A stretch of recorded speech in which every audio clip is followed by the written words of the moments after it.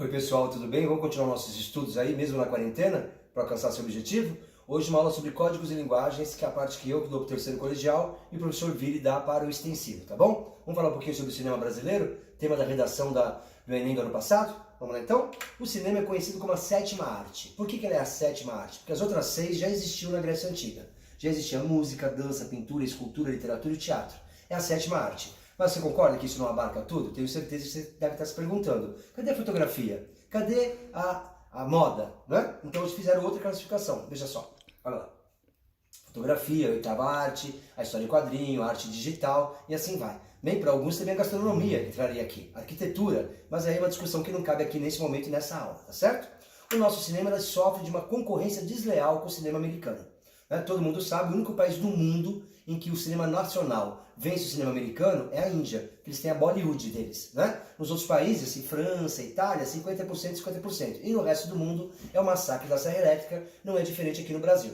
Isso porque no Brasil nós temos um problema sério. Né? Qual é? Nós somos um país de 100 telas. Nós não, foi o tema da redação do ano passado, e a gente precisa democratizar o acesso ao cinema no Brasil.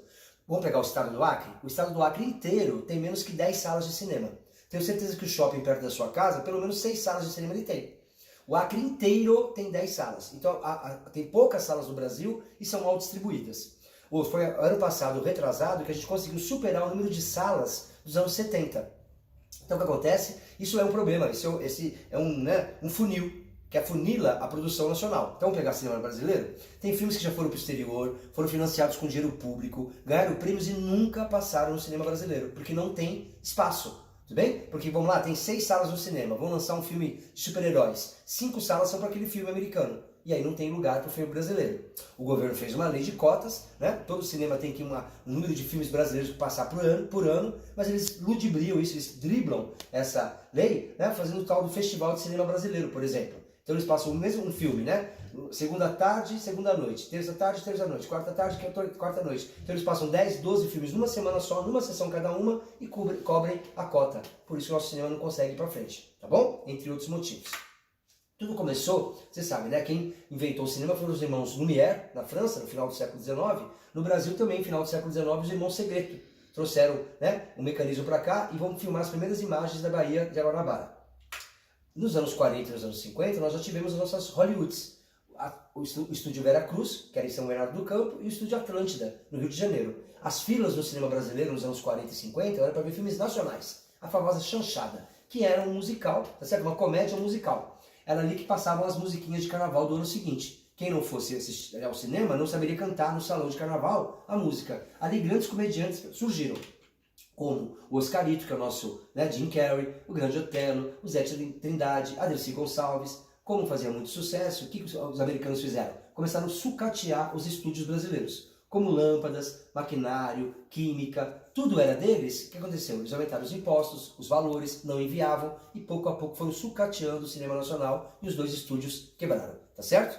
Muito bem, apesar de tudo isso, nosso talento não foi quebrado. E em 62, a gente vai ganhar a primeira vez um grande prêmio internacional de cinema, com o Pagador de Promessas, que ganha a Palma de Ouro de Cannes. Vamos lembrar? Primeiro é o Oscar, depois é a Palma de Ouro de Cannes, depois o Urso de Ouro de Berlim, tá certo? Do Festival de Berlim. Nós ganhamos, então, foi o único prêmio internacional até hoje que a gente ganhou com o melhor filme. Nos anos 60, surge o cinema novo, que é o nosso cinema de exportação. Se você for estudar cinema em Roma, em Nova York, em Paris, se for um bom curso de cinema, você vai ter aula sobre cinema novo. Vamos lá? O que é o cinema novo? O grande, né? O grande nome, expoente disso é o Glauber Rocha, um cineasta baiano, um dos gênios da cultura brasileira. Vamos lá? O que eles fazem?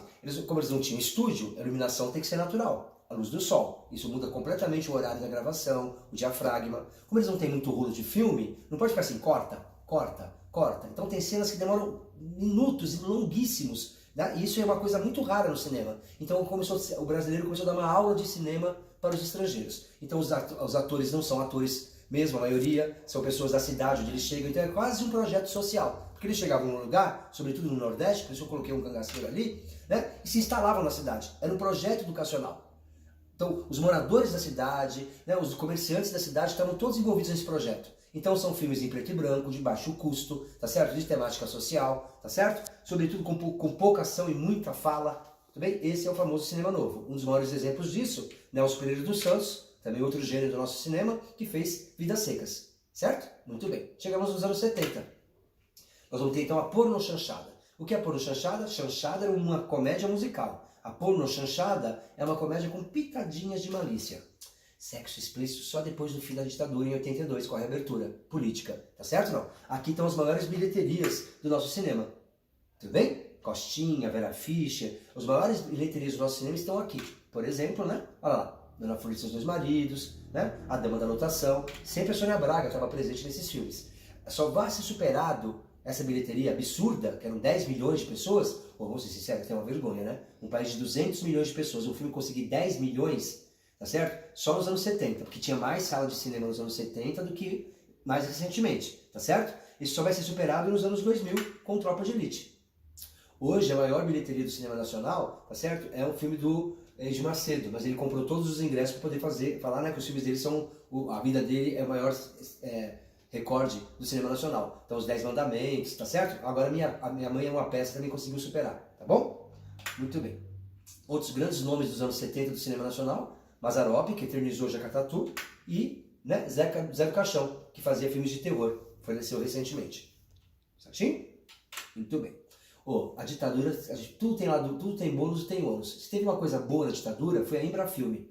A ditadura criou uma agência do cinema nacional para poder divulgar o nosso cinema lá fora. Tempos bons, né, em que militares achavam que cultura era uma coisa positiva para o país, tá certo? E até isso que era bom, o Collor destruiu. Ele vai entrar para o governo e ele acaba destruindo a Embrafilme, e aí nos anos 90 o nosso cinema entra numa crise absurda, né? Só fazem sucesso ali naquela época o Trapalhões e a Xuxa, que vai ter sua função, os dois. Xuxa e Trapalhões mantêm o cinema nacional funcionando, portanto, mantém treinando profissionais, para quando o cinema voltar com força total, tem gente treinada para ser engenheiro de som, editor, figurinista, concorda? Essa é a importância da Xuxa e do Trapalhões no cinema nacional. E acontece?